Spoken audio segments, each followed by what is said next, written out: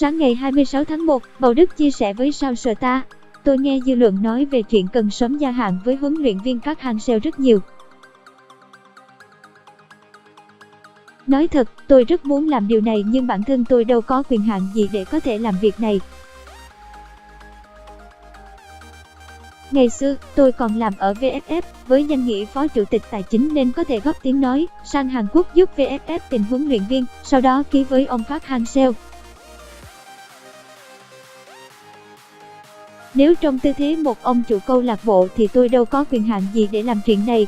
Nhưng phải nói thẳng thế này, tôi mời ông Park về Việt Nam thì một số người ném đá tôi các kiểu, các chuyên gia nhận xét không hay về ông Park.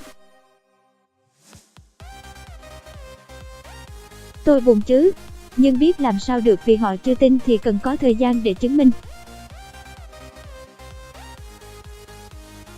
Bây giờ câu trả lời đã rõ là ông Park có làm được việc hay không, có phải là người mà bóng đá Việt Nam cần hay không. Sau những thành công của bóng đá Việt Nam, tôi nghĩ cần sớm gia hạn hợp đồng với huấn luyện viên Park Hang-seo. Một huấn luyện viên thành công trong nhiều giải liên tục thì năng lực không cần bàn cãi. Người hâm mộ cả nước đều nhận thấy được và ghi nhận rồi. Vậy tại sao chúng ta không sớm gia hạn hợp đồng để giữ chân người tài, phải làm nhanh việc này? Nhưng tôi không có quyền hạn gì sau khi nghỉ ở VFF, tôi lấy danh nghĩa gì để có thể làm chuyện này? Khó lắm, nên VFF phải quyết định việc này. Về chuyện trả tiền lương cho huấn luyện viên Park Hang-seo, tôi nghĩ sau những gì ông Park làm được thì không khó đâu. Mọi người đều sẵn sàng thay VFF trả cho ông Park chứ không riêng tôi.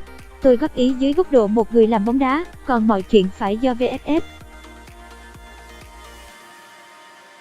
Nhưng đừng để mất người tài rồi nuối tiếc. Bản thân ông Park nếu được đề nghị gia hạn thì tôi nghĩ dễ thôi, việc này không tạp. Vì ông Park nhiều lần tâm sự quý mến Việt Nam, muốn gắn bó lâu dài khi chính Việt Nam cũng mang đến cho ông Park sự thành công và niềm hạnh phúc trong công việc. Một câu chuyện tôi cần nhắc lại, tiền lương cho huấn luyện viên Park không phải vấn đề để gia hạn hay không. Nếu VFF không trả thì nhiều người sẵn sàng làm chuyện này. Đóng góp cho bóng đá Việt Nam là trách nhiệm của cả xã hội, ai cũng mong muốn thấy đội tuyển quốc gia thi đấu tốt, mang về thành tích cho người hâm mộ được vui sướng.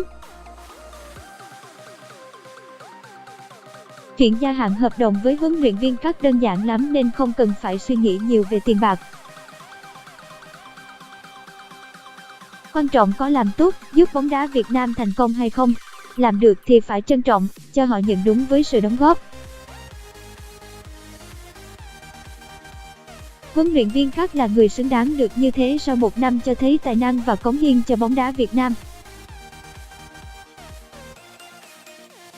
Theo hợp đồng 2 năm của huấn luyện viên Park Hang-seo và VFF, thời hạn sẽ còn 1 năm nữa là kết thúc. Bầu Đức đang trả lương mỗi tháng gần 700 triệu cho huấn luyện viên Park, nhưng Bầu Đức không thể xúc tiến chuyện gia hạn vì chuyện huấn luyện viên trưởng đội tuyển quốc gia phải do VFF thực hiện. Trong khi đó lãnh đạo VFF chưa muốn bàn tới điều này vì cho rằng thời gian còn kéo dài đến hết tháng 1 năm 2020. Nhưng một điều cần phải biết, VFF đàm phán hợp đồng mới khi còn 3 tháng so với hợp đồng đồng cũ. Riêng các đội bóng khác được tiếp xúc với huấn luyện viên Park vào tháng 7 tới, tức 6 tháng trước khi ông Park hết hợp đồng với VFF. U22 Việt Nam giành kết quả bất ngờ trước câu lạc bộ top đầu Hàn Quốc.